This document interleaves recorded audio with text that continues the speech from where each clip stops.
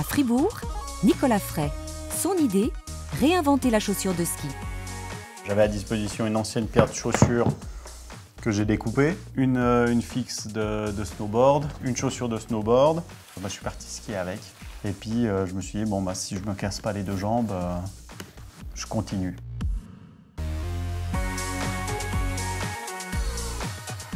C'est à cause de ma femme, parce c'est une excellente skieuse, mais elle a toujours eu mal aux pieds dans ses chaussures.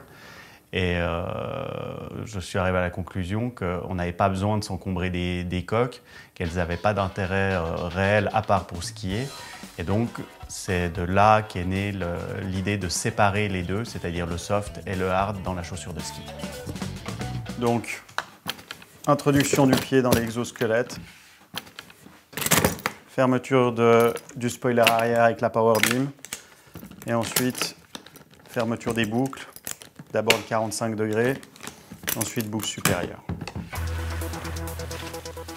C'est qu'on a développé avant tout une chaussure de ski, parce que c'est quand même l'activité principale.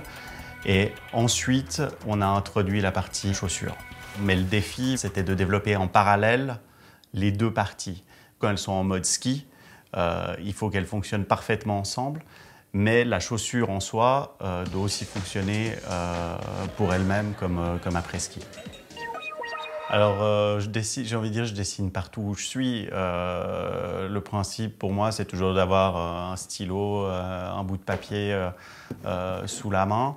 Le processus créatif, c'est pas 8h midi, 14h, 17h. C'est en permanence. Donc, je peux être en train de regarder un film et un détail, un élément, un costume, un décor, etc., tout d'un coup, permet d'alimenter ou faire évoluer une idée dans un sens ou dans un autre. Aujourd'hui, on est présent dans 5 pays en Europe qui sont les principaux. On a fait ce qu'on appelle un lancement en douceur cette année pour tester le marché et puis aussi pour commencer à se faire connaître avec 1500 paires. On part d'une idée de base qu'on esquisse et qu'on fait évoluer. Alors, le principe de la start-up, c'est pas de moyens ou peu de moyens, et beaucoup de travail.